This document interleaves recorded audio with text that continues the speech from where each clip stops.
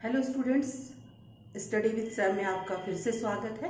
और आज यूनानी राजनीतिक चिंतन की विचारधारा के दूसरे पड़ाव में हम अध्ययन करते हैं अरस्तु के चिंतन का।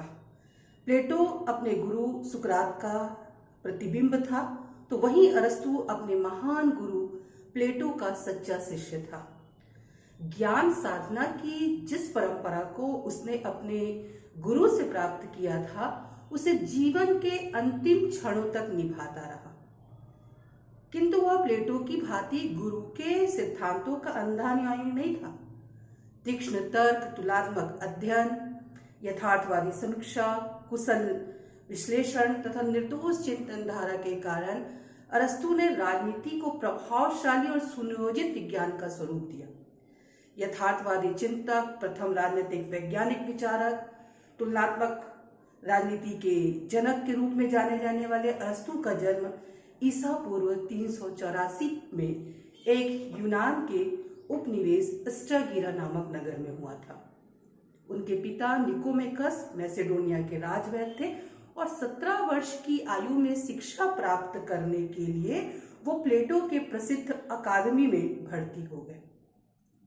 प्लेटो के जब देहांत हुआ तो 20 वर्ष वहीं रहे हुए और उसके पश्चात गुरु की मृत्यु के बाद उन्होंने अकादमी त्याग दिया और फिर वहां से लौट करके उन्होंने कुछ वर्ष तक मकदूनिया के जो शासक थे राजकुमार सिकंदर के वो शिक्षक बने।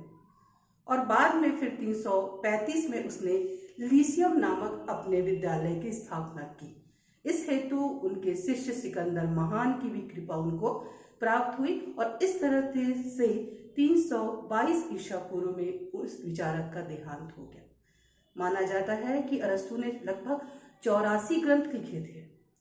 उन ग्रंथों में सबसे महत्वपूर्ण the politics, the constitutions, the categories आदि ऐसे बहुत सारे ग्रंथ हैं जिनमें उनके विचार हमको पढ़ने को मिलते हैं।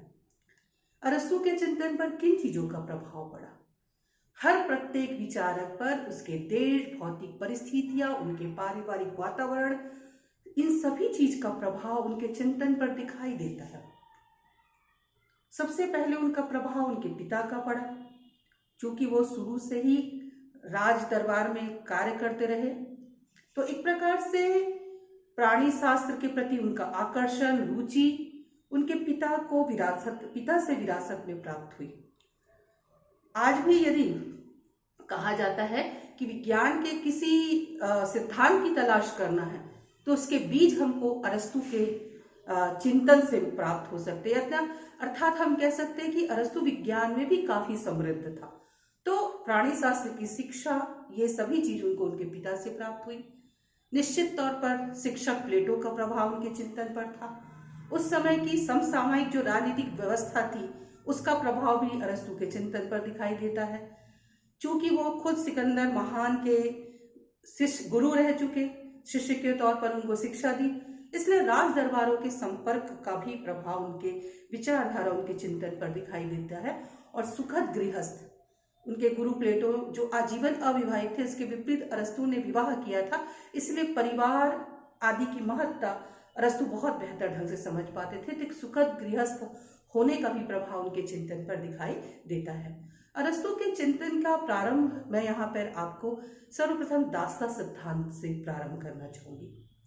दास प्रथा उस तत्कालीन यूनानी जीवन का स्वामी दासों की सहायता से जीवन की मूलभूत आवश्यकताओं, भोजन, वस्त्र आदि जुटाने का प्रयत्न करता और अवकाश का समय निकाल करके इसका उपयोग वो राजनीतिक एवं सांस्कृतिक जीवन में कर्तव्यों के निर्वहन हेतु करते थे।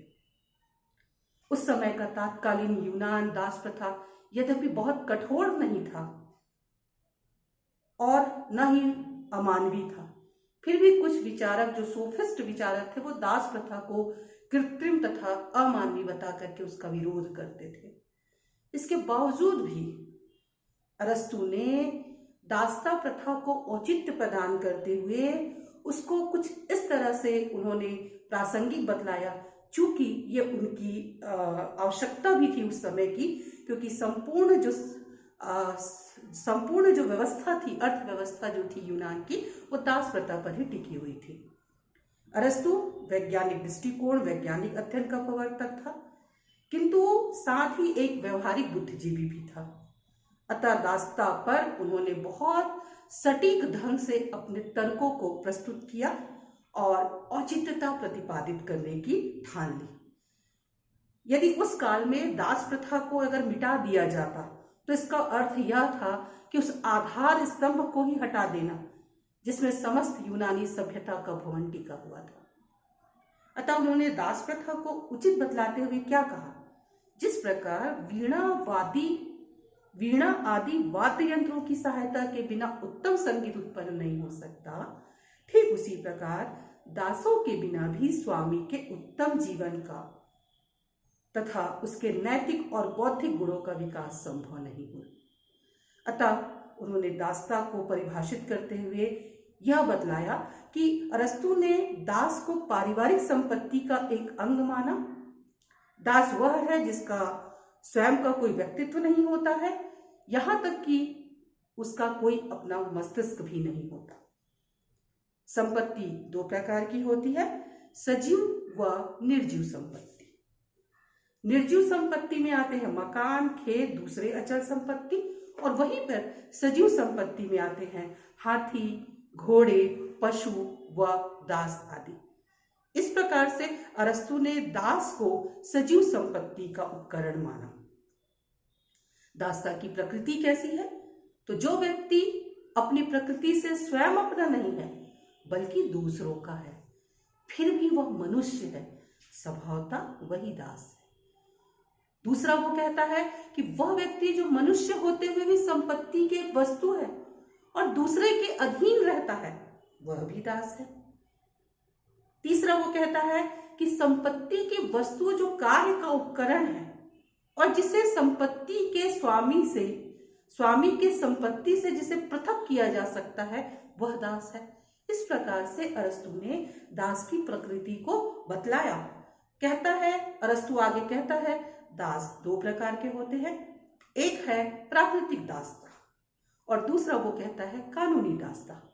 प्राकृतिक दासता के अंतर्गत वह कहता है विवेक एवं प्रतिभा के हीन ऐसे व्यक्ति प्राकृतिक दास है, जिसको कि स्वाभाविक रूप से इसलिए इन लोगों को दास कहा जाता है क्योंकि उनके पास प्रकृति नहीं, क्षमता ही नहीं, बुद्धि भी नहीं, किसी भी प्रकार से वह दूसरों के अधीन रहना ही उसके हित के लिए सर्वोच्च, उसके हित के लिए उत्तम है।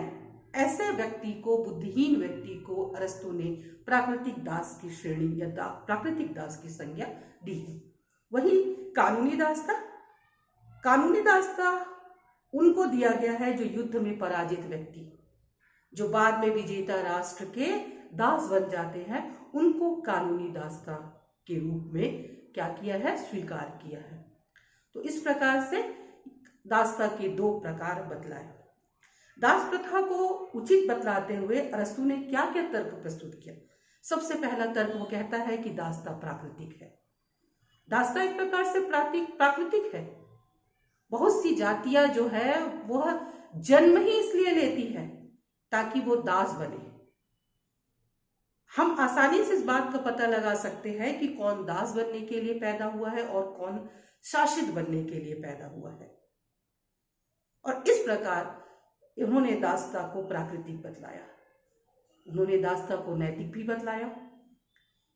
इसलिए क्योंकि चूंकि वो बुद्धिहीन होते हैं, उनकी बुद्धि उतनी नहीं होती, इसलिए स्वामी के निर्देशन में रह करके अपने कार्यों को करते रहने से दास के लिए यह उचित है।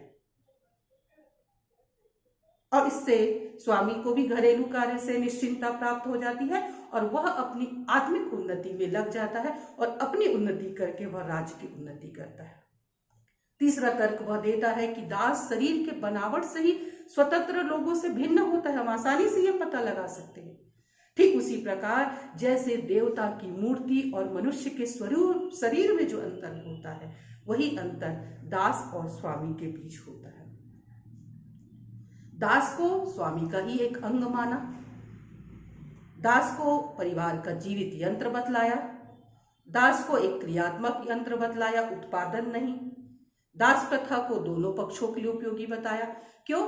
क्योंकि एक के पास बुद्धि है और दूसरे के पास श्रम, और दोनों एक दूसरे का यहाँ पर आदान प्रदान करके अपने जीवन के लिए उत्तम व्यवस्था वो कर सकते हैं।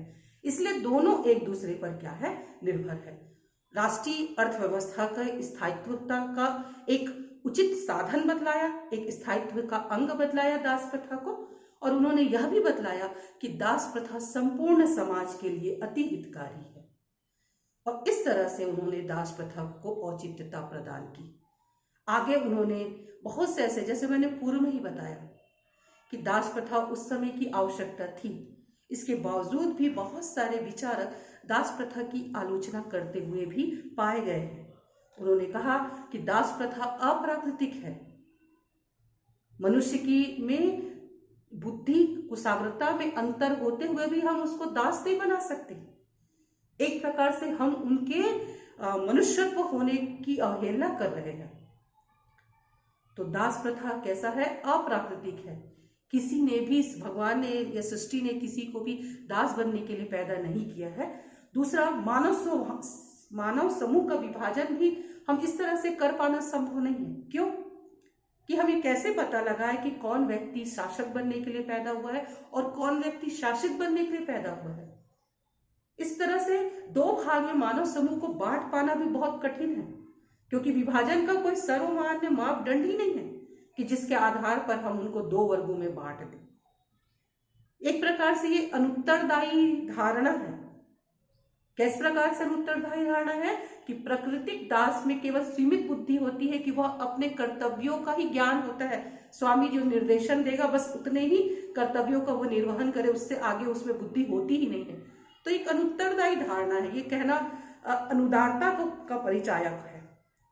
एक प्रकार से विरोधाभास से भी परिपूर्ण है, क्योंकि हम कहते हैं कि इस सृष्टि में जन्म लेने वाले हर मनुष्य के जीवन का कोई उद्देश्य होता है। तो विरोधाभास से परिपूर्ण धारणा है कि किसी व्यक्ति को हम अपने अधीन कर लिए या उसको दास बना लिए तो वह कैसे अपने जीवन में उद्देश्य की पूर्ति कर पाएगा। इस तरह से यह सो उद्देश्यता सिद्धांत के भी प्रतिकूल है, अव्यवहारिक भी है ना।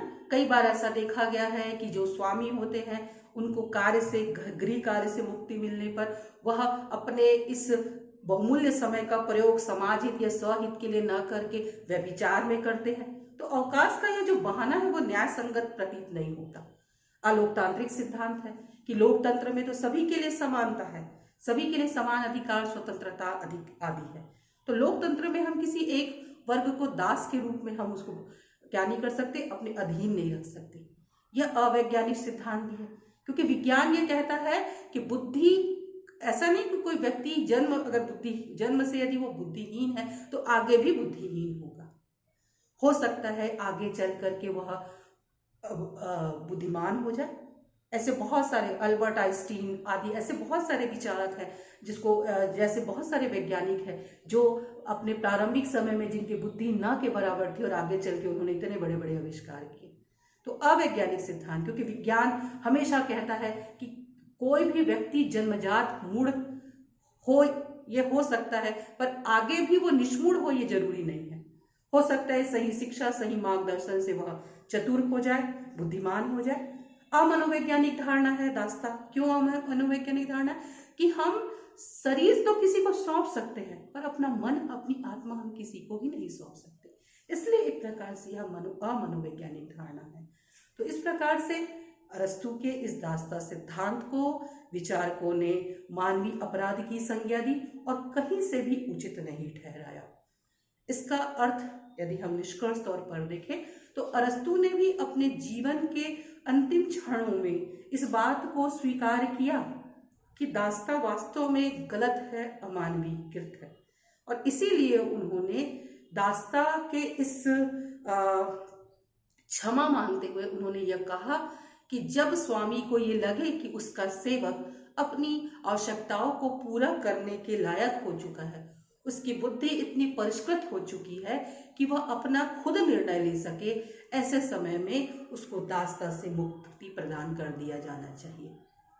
पर क्या यह उचित है? उस पर भी आलोचकों ने कहा कि यदि आप बहुत लंबे समय तक किसी को अपने अधीन रखते हैं, अपने नियंत्रण में रखते हैं और अचानक आप उसको यदि मुक्त कर दें, तो क्या वह अपने जीवन के जद्दोजहद करने के लिए सक्षम हो पाएगा? यह विचारणीय प्रश्न है। उन्होंने उदाहरण भी दिया कि यदि आप पिंजड़े में बंद पक्षी को अचानक एक दिन उसका पिंजड़े का दरवाजा खोल करके ऊंचे आसमान में उड़ान करने के लिए छोड़ देते हैं, तो वह पंछी कभी भी आसमान में उड़ान नहीं भर सकता। क्यों नहीं भर सकता? क्योंकि उसके पास उतनी क्षमता उसकी विकसित ही नहीं हुई है कि वह ऊंचे उड़ान में खुले पक्षियों की तरह उड़ सके।